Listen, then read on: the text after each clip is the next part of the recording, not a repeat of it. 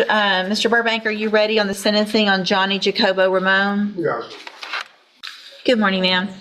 Would you, Ms. Burge, would you please raise your right hand? Do you swear or affirm that you will truthfully and accurately translate from English to Spanish and Spanish to English, so help you God? Yes, sir. Thank you. All right. Good morning. Are you Johnny Jacobo Raone? Jacob Raone? Yes.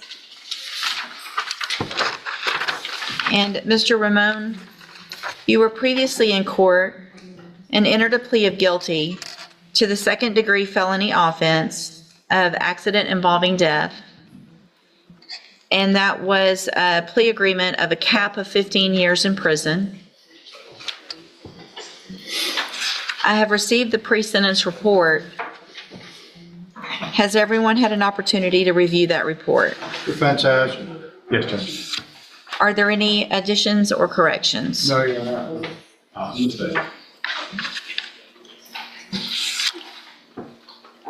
Mr. Burbank, you may proceed. Your Honor, this is a tragic accident. If you read the factual basis, which I know you did, person was walking across the street at nighttime, and cars swerved, and my client actually hit him. As reflected by the charge, he failed to stop. He panicked, as in reference to his version, that is on page 1, and then was stopped up in Lumberton. He's been employed. He has family up in Woodville. He's been employed. He's got one problem. He is not a U.S. citizen. I would be arguing for probation in this case, but it is my understanding that there is a hold on him by immigration, and that he probably will not, if he got probation, he wouldn't be released.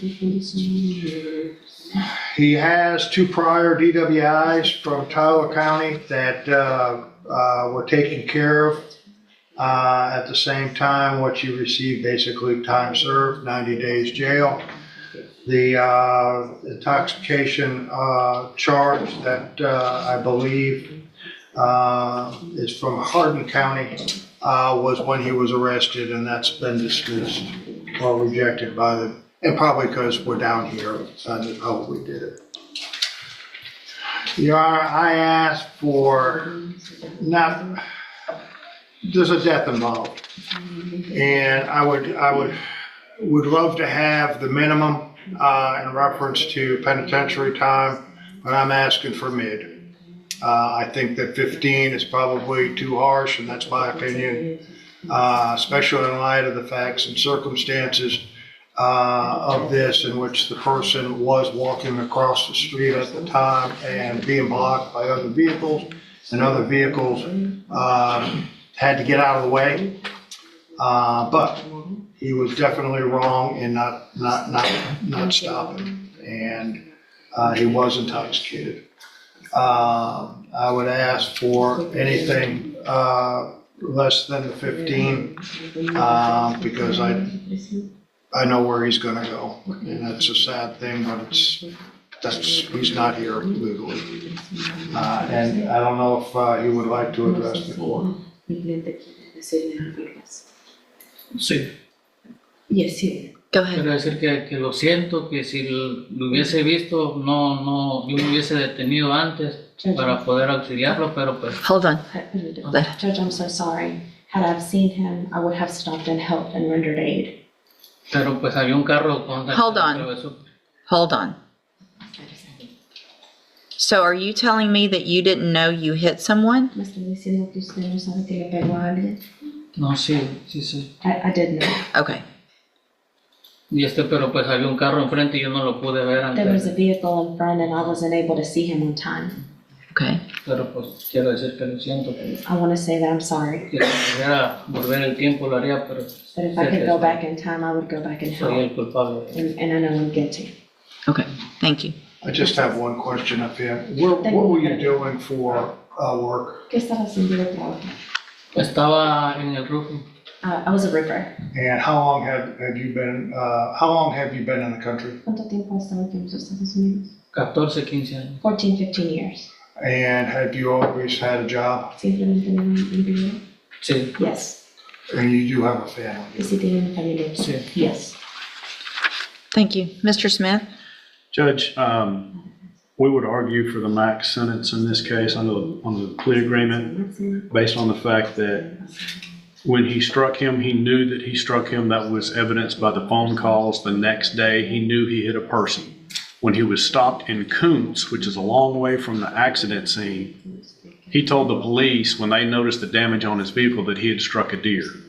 They, either through dealing with him before or suspecting that he was lying and knew he was intoxicated, went all the way back to the county line looking for a deer that had just been struck. And only because they were diligent in doing so did we even know that he had committed this particular crime. He knew he committed the crime. He lied about it. He has an issue with alcohol. He's here in the country illegally. I would direct your attention to the jail report in this case and how he's acting, showing disrespect for staff as well as masturbating in open bunk. We ask for a 15-year sentence in this case.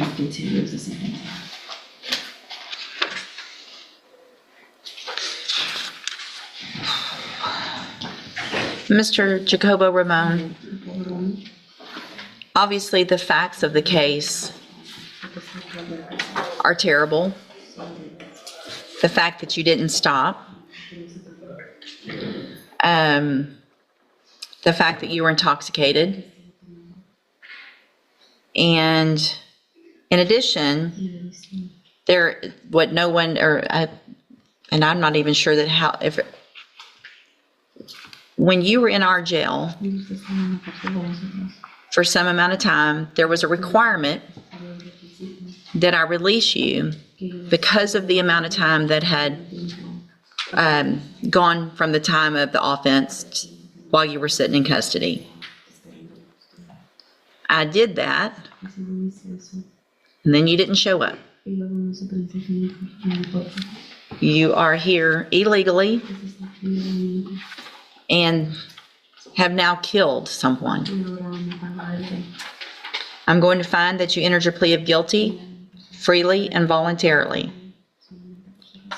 Find sufficient evidence to find you guilty. And at this time, find you guilty of accident involving death. Sentence you to 15 years in the institutional division of the Texas Department of Corrections. You will receive credit on that sentence for any time that you've been in custody that the law gives you the right to receive. I'm handing you the trial court certification that shows this was an agreement that I followed, and so you've waived your right to appeal. I have also handed you a written admonishment regarding your ineligibility to possess a firearm or ammunition. It is in Spanish. I advise you to read that. If you are ever back in Texas legally, you will not be able to possess a firearm or ammunition. That could lead to more charges against you. All right. Thank you. You can go back with the bailiff. Thank you, Mr. Burbank. Thank you, Ms. Burge. Thank you.